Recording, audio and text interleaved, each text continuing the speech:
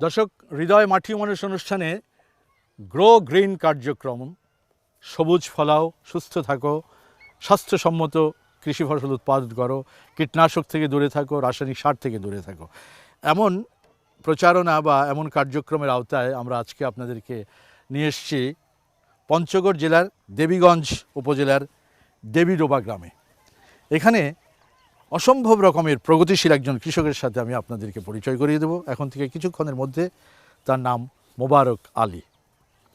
একটা বিস্ময়কর সফলতা দেখিয়েছেন তিনি জৈব কৃষি উৎপাদন করে। ভদ্রলোক এতই প্রগতিশীল এবং এতই কৃষি মনস্ক যে গত কয়েক বছরে তার জীবনের চাকা তিনি বদলে ফেলেছেন। বাবার কাছ থেকে অবস্থা সম্পন্ন কৃষক ছিলেন, বাবার কাছ থেকে পৈতৃকভাবে পেয়েছেন 12 বিঘা জমি। গত 20 বছরে তিনি তার কৃষির সফলতা দিয়ে কৃষি থেকে উৎপাদিত ফসল বিক্রি করে যে আয় করেছেন, সে আয় থেকে তিনি এই সময়ের ভেতরে 75 বিঘা অতিরিক্ত জমি করেছেন এবং স্থানীয় এলাকাবাসীর কাছ থেকে জমি লিজ নিয়ে প্রায় 200 থেকে 300 বিঘা জমিতে তিনি নানান ফসলের আবাদ করেন। শীতকালীন ফসল বেগুন ক্ষেত থেকে আপনাদের প্রতিবেদনের প্রথম অংশ আমি বলছি, আলু করেন, মূলা করেন, নানান ধরনের শাক সবজি সব কিছু। এবং সবচাইতে উল্লেখ করার মতো যে ফসলটি, যেই মশলা জাতীয় ফসল তিনি করেন, সেটা হচ্ছে আদা। এই আদা উৎপাদন করে তিনি তার ভাগ্যের চাকা ঘুরিয়েছেন। আজকে এই মোবারক আলী, তার সাথে আপনাদেরকে পরিচয় করিয়ে দেব। জৈব কৃষি সম্পর্কে তার কাছ থেকে আমরা জ্ঞান নেব এবং আপনাদের কাছে সেই জ্ঞান ছড়িয়ে দেওয়ার চেষ্টা করব।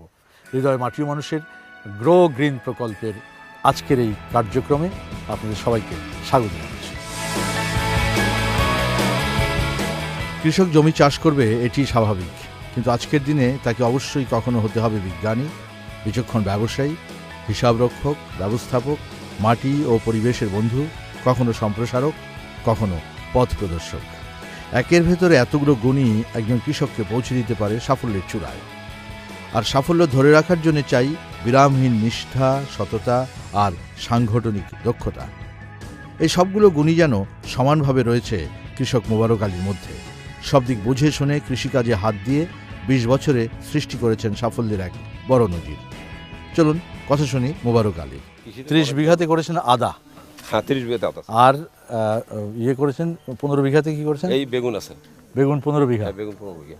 ওই দিকের পুরো জমিগুলো আপনার? হ্যাঁ, এইখান থেকে ওই যে ডেরা দেখা আছে স্যার, ওই দিকে আদা আছে। ওই যে টঙ্গরটা পর্যন্ত? এটা না, ওইটা স্যার আরো দূরে। ও আচ্ছা, ওই পর্যন্ত। হ্যাঁ। আর এদিকে এগুলো?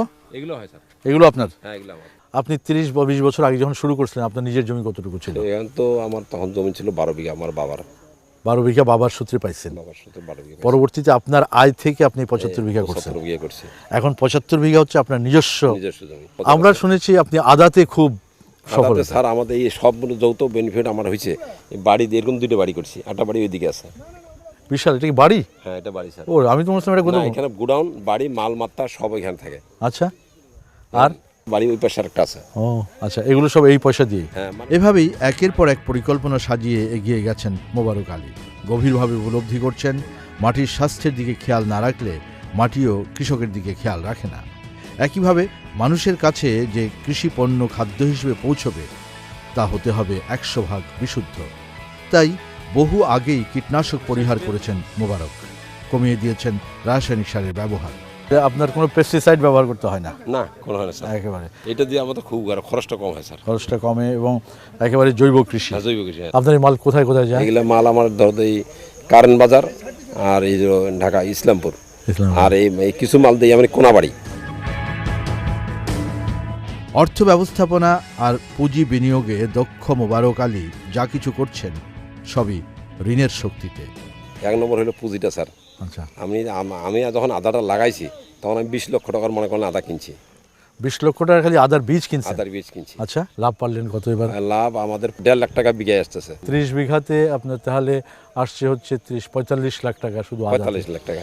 আদা। হ্যাঁ, আর আমি পিলাইটা স্যার যেটা লাগাইছি, এখানে আমার বিক্রি হয়েছে প্রায় 17-18 লাখ টাকার মতো আমি বিক্রি করছি। তাহলে 45 আর 18, 60-65 লাখ। হ্যাঁ, 65 লাখ টাকা শুধু আদাতেই এসছে। আর আমি যে পুঁজিটা করছি স্যার, এটা সবচেয়ে আমার ব্যাংক দিয়েই করছি আমি। আচ্ছা, আমার এত বড় ইয়া ছিল ব্যাংকসা হয়তো নিচ্ছেন। ব্যাংক শহরটা দিচ্ছে। এবারও আমার ওই যে 2% 4% ইয়া আদার মশলা লোন দিচ্ছে। এই ঋণটা আপনাদের জন্য সুবিধা হয়। হ্যাঁ, সুযোগ সুবিধা স্যার, এটা তো আর বেশি আরও আমরা ডেভেলপ হতে পারি। আচ্ছা, কিন্তু কৃষি পণ্যের বর্তমান বাণিজ্য ব্যবস্থা এবং আমদানি নীতিতে কিছুটা হতাশ তিনি। আমি আদা 130 টাকা কেজি বেচাইলাম, আর এলসি ঢুকাতে কেরালার আদা ঢুকছে এখন আদা 80 টাকা কেজি, কেজি প্রতি 50 টাকা নাই স্যার।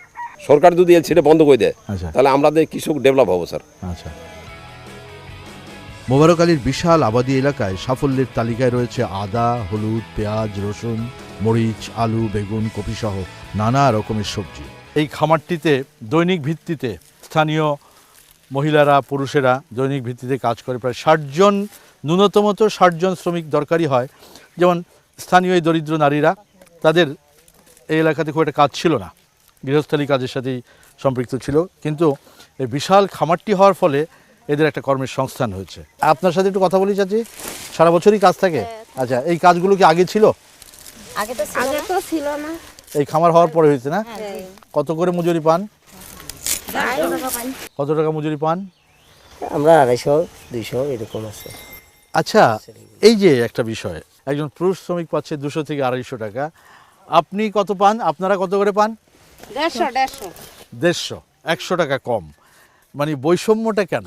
আপনি তো সচেতন একজন কৃষক। এদের হয়েছে কি, এদের স্যার ওদের ছায়া এদের 1 ঘন্টা আগে আসে, আর এরা একটু ভাতটা উঠাইতে পারে, কোদাল মারতে পারে। ওরা তো ওই বসি নাকাম নেলা কামা আর ওই যে কাটাকাটি এগুলি করতে পারে, মানে ওরা তো ভারী কাম করতে পারে না। এই জন্য এই যে ওদের একটু দাম 150 টাকা, এদের হইলো 200-250 টাকা। কিন্তু আমরা তো এমনও দৃশ্য দেখেছি যে বাংলাদেশে অনেক জায়গায় মহিলারা, নারী কৃষক যারা আছে, তারা কোদাল দিয়ে হ্যাঁ, জমি করে স্যার, কোপাচ্ছে, অনেকেই। ধানও কাটছে, সেখানেও তো মজুরির এই বৈষম্যটা আছে। 50-100 টাকা ডিফেক্ট। কেন? এটাই তো প্রশ্ন। আপনি তো একটু আগে নিজেই বললেন যে একটু ভারী কাজ করে, হালকা কাজ করে, কিন্তু আপনাকে তাৎক্ষণিক আমি বললাম যে মেয়েরা তো ভারী কাজও করতে দেখেছে, তাহলে সেখানে মজুরি বৈষম্যটা কেন? এদের তো ওই রেটের দুইটা, এটার কোনো সদুত্তর নাই। তাতে অবশ্য ক্ষোভ নেই নারী শ্রমিকের মধ্যে, কারণ কিছুদিন আগেও সামান্য অর্থ উপার্জনের কোনো উপায় ছিল না এসব নারীদের। তারা এখন কৃষির সঙ্গে সারাটি দিন কাটাচ্ছেন, সব মিলিয়ে ভালো আছেন। সবচেয়ে ইতিবাচক দিক হচ্ছে ফসল ভালো হলে যারা আবাদ করেন তাদের মন ভালো হয়ে যায়। এখানকার ফসলের আর অন্য জায়গার ফসলের ভিতরে তফাৎটা কি? এখানে ফসলটা বেশি, চেহারা ভালো। কেন ভালো হয় চেহারাটা? এই গোবর সার। চেহারা ভালো হয় কারণ আমরা নিজেই সার তৈরি করি, ওগুলো মারি, এই কারণে আমাদের ফসলটা ভালো হয় এবং কি সব সুন্দর হয়। আচ্ছা, পোকামাকড় লাগে নাকি এখানকার ফসলে? না, পোকামাকড় কম কম হয়। লাগে। এটা সবসময় এটা টানে বেশি। ও, গোবর সার দিলে টানে বেশি। আচ্ছা, দর্শক, মোবারক আলী এই জমিগুলো এতটা সমতল ছিল না, একেবারে সমতল ভূমি, কিন্তু এখানে উঁচু নিচু ছিল, খাল ছিল, ডোবা ছিল, সেগুলোকে সে বালি ফেলে এটার ভেতরে প্রাকৃতিক সার, গোবর সার সহ নানান ধরনের কম্পোস্ট দিয়ে এগুলোকে উর্বর করেছে, জমিটাকে উর্বর করে তারপর সে এখানে যেমন এখন মূলা করছে, এর আগে এখানে ছিল আদা। হ্যাঁ, একটা জৈব কৃষির একটা জ্বলন্ত উদাহরণ, একটা উৎকৃষ্ট উদাহরণ তিনি স্থাপন করেছেন। এবং এই কাজটি যে সে এখন এককভাবে করছেন তা না, এখানকার তার এই জৈব কৃষির আগ্রহ এবং জৈব কৃষিতে যে ফসলের মূল্য ভালো পাওয়া যায়, খরচ কমে আসে, রাসায়নিক সার ব্যবহার করতে হয় না, এবং জৈব কৃষি জৈবিকভাবে উৎপাদিত ফসলে পোকামাকড়ের আক্রমণ কম হয়, এই বিষয়গুলো মোবারক সাহেব যেমন বুঝেছেন, আশেপাশের কৃষকরা আস্তে আস্তে বুঝতে শিখেছেন, যে কারণে চাষটা তার ভেতরেই সীমাবদ্ধ না। জৈব কৃষির এই চাষটা আস্তে আস্তে আশপাশের এলাকাগুলোতেও সম্প্রসারিত হচ্ছে। প্রতিটা মাটি তার জৈব কৃষির একটা জ্বলন্ত ক্ষেত্র। মাটি যেন মোবারক আলীর সঙ্গে কথা বলে প্রতিদিন, ফসল জানায় তার ভালো মন্দের বার্তা। দেখুন মোবারক আলীর এক একটি ক্ষেত, এমন সবুজ আর সতেজ ফসল সচরাচর চোখে পড়ে না। বিঘার পর বিঘা মৌসুমি সবজি সহ কোনো ফসলের মধ্যে একটিও যেন রুগ্ন গাছ নেই। এটি একজন কৃষকের সবচেয়ে বড় সাফল্য, যেটি সম্ভব হয়েছে মোবারক আলীর সমন্বিত জৈব পদ্ধতি ব্যবহারের মধ্য দিয়ে। সব কিছু জৈব কৃষিতে, এই যে দেখেন তার খামারের উচ্ছিষ্ট যে লতা পাতা সেগুলো উপরে বিছিয়ে দিচ্ছে, তারপর আবার গোবর দিচ্ছে, আবার লতা পাতা বিছাচ্ছে, এইভাবে লেয়ার তৈরি করে করে বিশাল আয়তন জায়গাতে জৈব সার তৈরি হচ্ছে। যেটা দেখছেন শুধু এই হাউসটা একটা না, এরকম একাধিক হাউস আছে, তার প্রচুর পরিমাণে জৈব সারের দরকার হয়। এগুলো প্রস্তুত হচ্ছে, ওগুলো অলরেডি প্রস্তুত হয়ে গেছে। সেগুলো কেটে নিয়ে যাচ্ছে, জমিতে দিচ্ছে। আমি বলছিলাম আপনাদেরকে সেক্স ফেরোমেনের কথা। হ্যাঁ একজন কৃষক কতটা প্রগতিশীল, কতটা চিন্তাশীল, কতটা আধুনিক কৃষক হলে এবং কৃষির প্রতি, আধুনিক কৃষির প্রতি তার মায়া, তার বুদ্ধি এবং তার ফসলের উৎপাদন ব্যয় কমিয়ে আনা, লাভ বেশি বের করে আনা, মানুষকে সুস্থ ফসল উৎপাদন করে খেতে দেওয়া, সবগুলো চিন্তা বিষয় তার মধ্যে থাকে। সেক্স ফেরোমেন এমনই একটি জৈব ব্যবস্থা, যে ব্যবস্থার মাধ্যমে একজন কৃষক তার উৎপাদন ব্যয়কে কমিয়ে আনতে পারে, পোকামাকড়ের আক্রমণ থেকে ফসলকে বাঁচাতে পারে এবং সুস্থ সবল ফসল উৎপাদন করে আমাদেরকে খাওয়াতে পারে। আর একটা কথা, এই বেগুনটা যখন বিক্রি করবেন হাটে নেবেন, জি। ওটা যদি 400, ওটা যাবে 500, কারণ এই বেগুনটা তো কোনো ফুটা নেই, হ্যাঁ, পোকার কোনো দাগ নেই, কোনো পোকার দাগ নেই। হ্যাঁ, এই জন্য হ্যাঁ। খাইতে ভালো, খেতে ভালো নিশ্চয়ই। আর কারণ আমার এখানে হইতে কি স্যার, আমি বললাম তো অনেক যে আশপাশে যা আছে তাহলে বাজার ডেবু বাজার পর্যন্ত খাবার জিনিস এখানে নিয়ে যায়, কিন্তু কীটনাশক দেওয়া হয় না। এখনও যারা বাজারের প্রচলিত কীটনাশক আর রাসায়নিক সারের মধ্যেই ডুবে আছেন, তাদের জন্য অত্যন্ত দরকারি বার্তা দিচ্ছেন মোবারক আলী।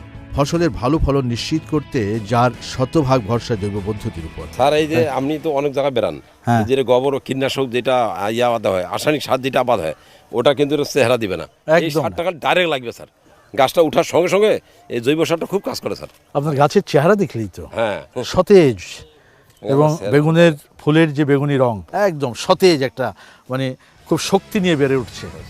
দর্শক, আজকের দিনে খাদ্য নিরাপত্তার জন্য জাতিসংঘের খাদ্য ও কৃষি সংস্থা থেকে শুরু করে বিশ্বের সকল নীতি নির্ধারকরা ভাবছেন পারিবারিক কৃষিকে টিকিয়ে রাখার কথা। সেক্ষেত্রে মোবারক আলীর মতো কৃষকের সাফল্য অনন্য এক উদাহরণ। দেশের অধিকাংশ এলাকায় কৃষক যখন আবাদি খেতে ভূমিহীন দিনমজুরের কাছে বর্গা দিয়ে শহরে পাড়ি জমাচ্ছে, তখন মোবারক আলী দিনের পর দিন বেশি করে আঁকড়ে ধরছেন কৃষিকে। প্রতি বছরই ফসলের লাভের টাকা দিয়ে বাড়াচ্ছেন জমি, নিজের সন্তানদের পরিপূর্ণ শিক্ষিত করে নিয়োজিত করেছেন কৃষিতে। মাঠে পাওয়া গেল তার 2 সন্তান হামিদুল ইসলাম আর হামিদুর রহমানকে। MBA করছি বেসরকারি বিশ্ববিদ্যালয় থেকে। আচ্ছা, ওখান থেকে কোনো চাকরি না করে আমি আমার আব্বার সাথেই এই কৃষির সাথে আছি আর কি। জৈব কৃষিটা আমাদের দেশে কেন প্রয়োজন? আমরা যে ফসল উৎপাদন করতেছি, যারা খাবে তারা যাতে সুস্থ একটা ফসল পায়, সেই জন্য আমরা জৈব সার ব্যবহার করি আর কি। আমরা রাসায়নিক বা অন্যান্য কীটনাশক ব্যবহার করি না। আচ্ছা, আপনার পরিকল্পনা কি এই আবাদির সাথেই থাকবেন তো? না, না, আমার পরিকল্পনা এটাই যে আমার আব্বা যেটুকু মানে কৃষিকাজ করে, আমার মানে ভবিষ্যতে আরও ব্যাপকভাবে করার চিন্তা চেতনা আর কি। আপনিও কি তাই এটার সাথেই থাকবেন? দর্শক, আগেই বলেছি মোবারক আলীর দক্ষতা আর কৌশল নিয়ে। বছরের পর বছর কৃষি সাফল্য ধরে রেখে তিনি নিজেকে পরিণত করেছেন একজন সফল কৃষি সম্প্রসারকে। এই যে আপনি আপনার নিজস্ব বুদ্ধি দিয়ে আপনি একটা জৈব কৃষির দিকে ফিরে আসছেন, আপনার এই চিন্তাগুলি, আপনার এই কার্যক্রমগুলি কি আশেপাশের কৃষকরা কি শোনে, হ্যাঁ, নেয়, দেখে? শুনতেছে স্যার, লোকজন দেখে। এই যে আমার দেখা দেখি একজন এখানে কপি লাগাইছে, আমার দেখা দেখি ওই যে করলা লাগাইছিল, আমি কিভাবে লাগাচ্ছি, আচ্ছা। কি ওষুধ দিচ্ছি, কিভাবে গাড়ি জাঙ্গি দিচ্ছি, ওরা আসি দেখে স্যার, আচ্ছা, দেখিয়ে নিয়ে যায়। আর বাইরের লোকও আসে এখানে, মোটর চলছে, আর বহু জায়গার লোক আসে, আচ্ছা। আসি দেখি যায়।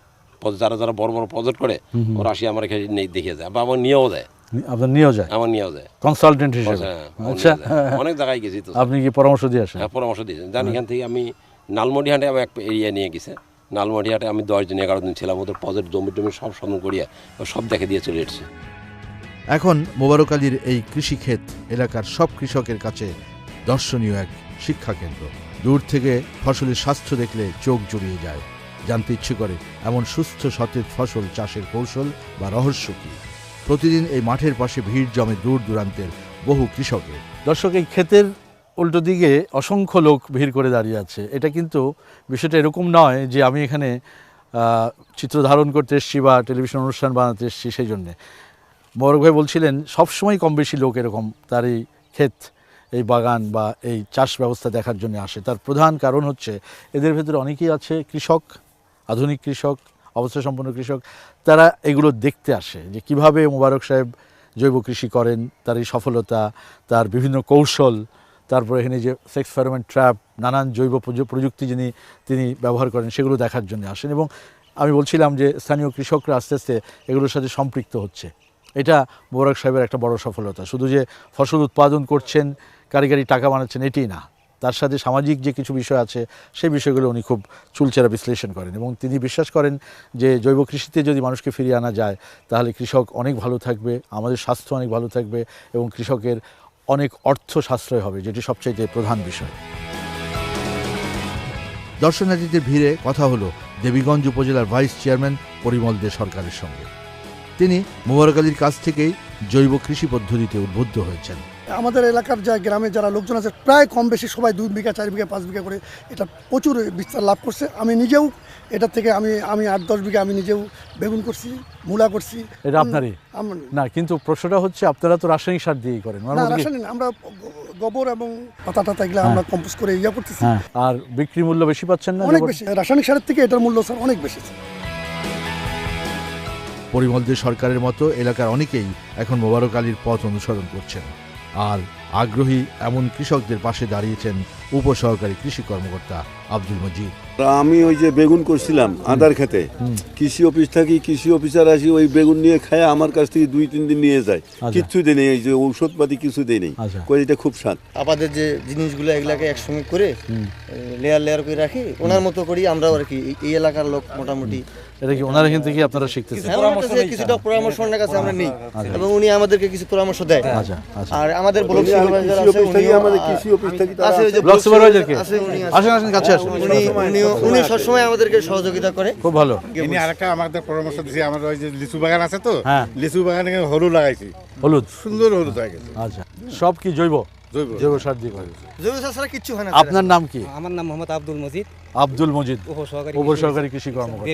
তার মানে নিশ্চয়ই উনি একজন ভালো উপসহকারী কৃষি কর্মকর্তা। না, আমাদের সঙ্গে সব সময় আসেনি, সময় দেয় স্যার, আমাদের সময় আর খেতে সময় দেয়। মোবারক মিয়ার বাড়ি তো আমার বাড়ি তো পাশে, আমরা তো একদম এই এক এলাকায়, আমরা ওনার দেখা দেখি কিন্তু সবাই ইনশাআল্লাহ সেক্স ফেরোমন ট্র্যাপ এটা খুব প্রচার হবে। হ্যাঁ, এটা খুব দরকার। তারপর ব্রাকন, ট্রাইকোগ্রামা, এগুলো সব জৈব। এগুলো সম্পর্কে জানেন কিছু? জানি স্যার। পোকা মানে ইসের যে বেগুনের যে পোকা, ফল ছিদ্রকারী পোকা, সেই পোকাকে মারবে, সেটা হচ্ছে ব্রাকন। পোকা দিয়ে পোকা উৎপাদন হয়, সেটা ক্ষেতের মধ্যে ছেড়ে দিলে ওটার হুল আইসা এই লেদা পোকা যে বেগুনের ফল ছিদ্র এরে দেওয়ার সাথে সাথে শেষ, ওই বিষ দিয়ে বিষ ই করার মতো।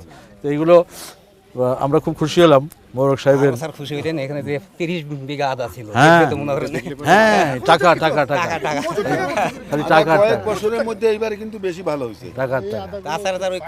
শোনেন, একজন এলাকায় যদি একজন সচেতন কৃষক থাকে, আর সেই এলাকাটায় যদি একজন সচেতন এবং উদ্যোগী কৃষি সম্প্রসারণ কর্মকর্তা থাকে, তাহলে কিন্তু গোটা এলাকাটার চেহারা পাল্টায় যেতে পারে। 1 অক্টোবর ছিল চ্যানেল আইয়ের 16 বছরে পদার্পণের অনুষ্ঠান, জানেন এটা?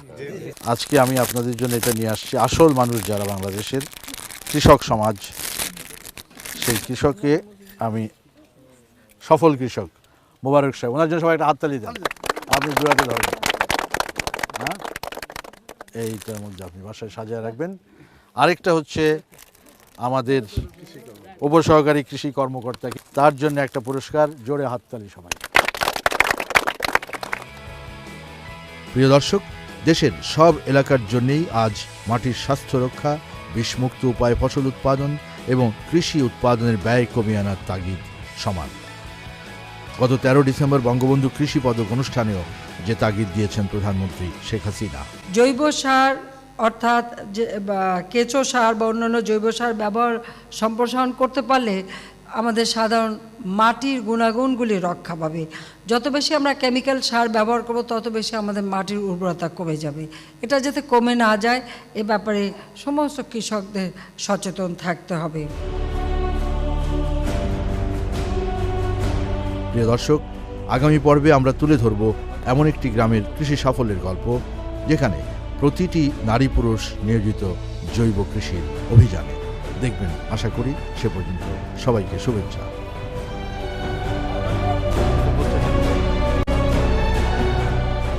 এই নুডলসগুলো মাটিতে পড়ছে, এতে করে জমিতে নাইট্রোজেন তৈরি হচ্ছে, যেটা ফসলের জন্য, মাটির জন্য, সব কিছুর জন্য খুবই উপকারী।